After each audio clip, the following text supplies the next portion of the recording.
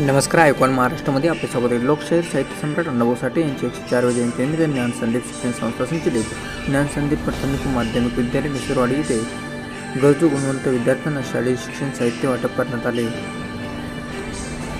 यावेळी संस्थेचे संस्थापक अध्यक्ष प्राध्यापक प्रकाश सोनवणे सर, संस्थेचे सचिव श्रीमती संगीताताई खिल्लारे, मुख्याध्यापक अभिजित सोनवणे यांच्या हस्ते विद्यार्थ्यांना शालेय व गणेश साहित्य वाटप करण्यात आले.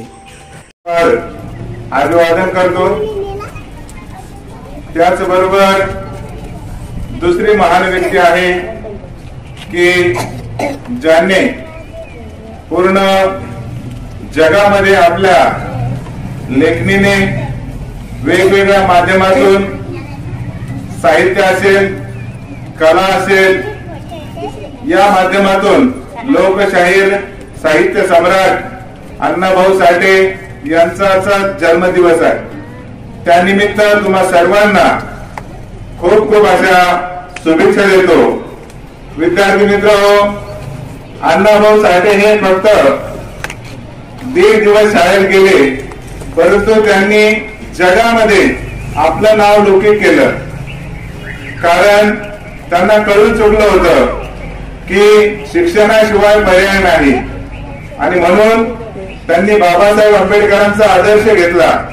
आणि म्हणून ते सांगतात की जग बदल घालून गाव मध्ये सांगून गेले भीमराव. कारण अण्णाभाऊ साठेंनी आपल्या वाणीतून, पोवाड्यामधून, शाहिरीमधून, गीतामधून, विविध अशा भाषेमधून, जर्मन असेल, रशिया असेल, फ्रान्स असेल, अशा वेगवेगळ्या भाषेमध्ये अण्णाभाऊ साठेंचं साहित्य निर्माण झालेलं आहे. आणि या साहित्यामुळे अण्णाभाऊंचा रशियामध्ये खूप मोठा असा पुतळा तयार करण्यात आलेला आहे. अण्णाभाऊ साठे सांगतात की ही पृथ्वी शेष नागाच्या मस्तकावर बसलेली नसून दलित, शोषित, कष्टकरी व्यक्तीच्या हातावर ही पृथ्वी भरलेली आहे. सांगायचा मुद्दा असा आहे की लोकशाहीर अण्णाभाऊ साठे हे कम्युनिस्ट विचाराचे होते, कामगाराचे नेते होते. जनसामान्यांचा आवाज जनतेपर्यंत पोहोचवण्याचं काम हे अण्णाभाऊ साठेंनी केलेलं आहे. कारण त्यांनी सर्व हाल अपेक्षा सहन करून आपल्या लेखणीतून मानव हा, एक मिनिट शांत बसताय का तुम्ही, केंद्रबिंदू मानून माणसाच्या कल्याणासाठी, माणसाच्या हितासाठी, माणसाच्या जीवनासाठी आवश्यक असलेल्या प्रत्येक गोष्टीवर त्यांनी लेखन केलेलं आहे. कारण मुलांना अतिशय सुरेख असं मुलांनी मनोगत व्यक्त करताना सांगितलंय की त्यांनी फकीरा कादंबरी लिहिली, त्यांना वेगवेगळा पुरस्कार मिळाला.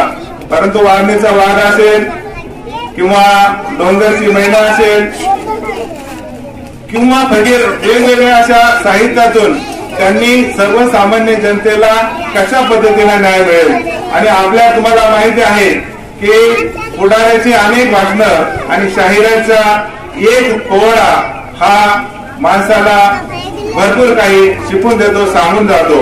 निसर्गाचा खूप काही पाऊस पडतो आहे आणि त्यामुळे मुलांची सुळसुळ चालू आहे. तरी असं मला खूप काही बोलायचं होतं. दुसरे जे आहेत लोकमान्य बाळ गंगाधर टिळक यांनी सुद्धा आपल्या लेखणीतून, कारण केसरी दैनिक वृत्तमानपत्र काढलं आणि त्यामधून सुद्धा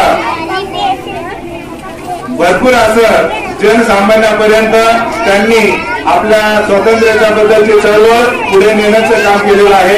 दोन्हीही महामानवांना मी वंदन करतो. ज्ञान संदीप शिक्षण संस्थेच्या वतीने तुम्हा सर्वांना खूप खूप शुभेच्छा देतो. आजच्या कार्यक्रमाला आवर्जून उपस्थित असलेल्या आपल्या संस्थेच्या सचिव श्रीमती खिल्लारे मॅडम यांचं सुद्धा स्वागत. मुख्याध्यापक अभिजित सोनवणे सरांनी आणि सर्व शिक्षकांनी अतिशय सुंदर असा उपक्रम राबवला. आणि अण्णाभाऊ साठेंच्या जयंतीनिमित्त जे गरजू आणि होतकरू विद्यार्थी आहेत, गुणवंत विद्यार्थी आहेत, यांना शालेय गणवेश आणि साहित्य दिल्याबद्दल त्यांचं सुद्धा खूप खूप कौतुक करतो. उपस्थित असलेल्या सर्व पत्रकार बांधवांचं सुद्धा मी मनपूर्वक असं ऋण व्यक्त करतो, आभार व्यक्त करतो, स्वागत करतो आणि पुन्हा एकदा सर्वांना शुभेच्छा देतो. थांबतो. जय हिंद, जय बुद्ध, जय भारत.